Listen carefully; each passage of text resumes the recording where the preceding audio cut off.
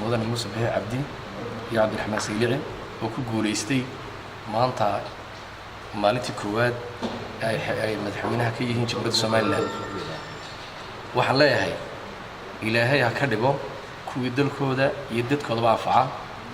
ilaahay ha ka dhigo kuwii ku guuleystay waxa laga rajaynayo oo ah inay Soomaaliland mideeyaan, inay Soomaaliland horumarka maanta madaxweynaha Siiraan soo gaarsiiyay hore u sii qaadaan, inay waddankan wax ka qabtaan oo dhaqaalaha wax ka qabtaan oo dhalinyarada wax u qabtaan oo dadka wax u qabtaan oo ummadda mideeyaan baa laga rajaynaya. ilaahay ha u fududeeyo, xil weyn baa fuulay. waxaan leeyahay ilaahay ku guuleeyay xilkaasi. talabaad waxaan maanta halkan kelmad ka odhan doonaa xagga ixtiraafka.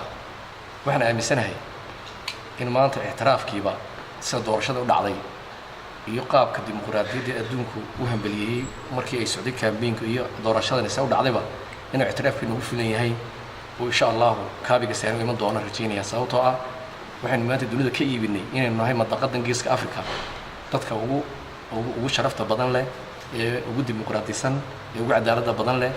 marka maanta aad aragto wadamo badan oo dhisan in waddanka Kenya wada weydeen waxay ka dhacay maanta waxaan aaminsanahay inaan Geeska Afrika ama caalamka dunida saddexaadba meel la tartamaysa ma jirto. taas marka ixtiraaf inuu filan taas ka gudbaya.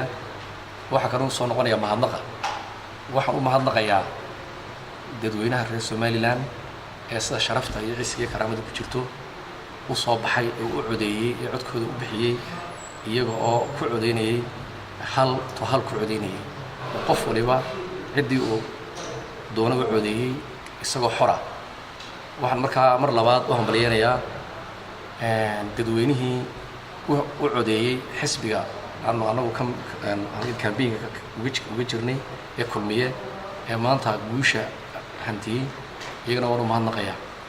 waxaan si gaara ugu mahadnaqayaa anoo ku hadlaya afka guddiga campaign-ka ee gobolka Gabiley dhalinyarta reer Gabiley oo ahaa laf-dhabarkii guushan, haweenka, cuqaasha iyo dhammaanba dadweynaha reer Gabiley oo muujiyay dareen cajiiba oo ashqaraara oo aan hodol loo arag oo maanta guusha lagu naaloonayo hormoodka ahaana.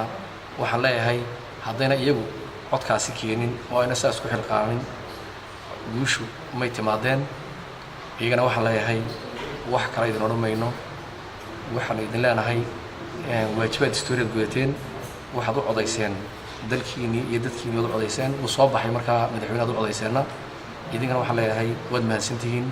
waxaa kaloon xasuustaa siyaada sheegtay sidii milcada loo taagnaa haweenku u taagnaayeen, haween xanuunsan, haween ilmo sida, haween ummadoo dhan baa soo baxday oon dareemayna cadceed ay taagan yihiin. taasina waa waxaan ilaahay loogu mahadnaqo. waana wadaniyad baan leeyahay reegiga dadka dheer yihiin. ma aha qof jeclaysana ma aha. waa wadaniyad lagu yaqaano oo dalka iyo dadka gobolada ugu wadanisan bay ka mid yihiin. waxaan rajaynayaa insha Allah in gobolkan cagaarani mustaqbalka noqon doono gobol lagu soo hirto oo caalamka u dhoofiya cuntada kana qabtira. waxaana dawladda u qorshaysan hadda in wax laga qabto wax soo saarka iyo xoolaha.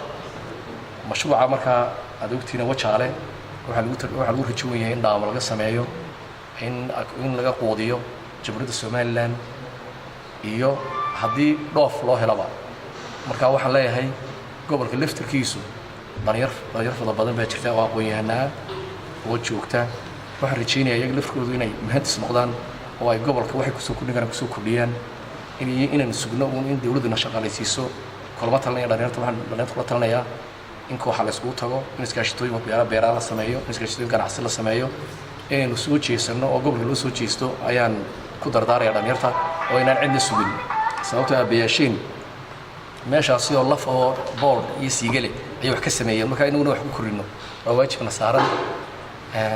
waxaan u mahadnaqayaa saxaafadda oo iyaguna maanta noqday say saada sheegtay hormoodka saxaafadda Afrika oo maanta noqday ku aan laga caban ee maanta soo saaray oo muujiyo dunida tusay sawirkii Soomaaliland. haddana iyagu markaa iyagu inaga gudbinaynin waxaynu noqon lahayn dad fagaare taagan ama guriga ku hadlaya oo waxaan badhignay iyo isku soo baxanba masaafada suuro geysay iyagana waxa ka codsanaya waa rag dhalinyaro iyo ri waaweyn buu isugu jiraan laakiin gabadha dhalin u badan yihiin waxa ka codsanaya iyaguna inay wadaniyada ka hormariyaan wax kasta oo duruufahooda ku yimaada shakhsiga ah waana mahadsantihiin waxaan leeyahay madaxweynaha Jamhuuriyadda ha guuleysto Soomaaliland ha guuleysato reer gobol guuleysta saxaafaduna guuleysta dhamaantiina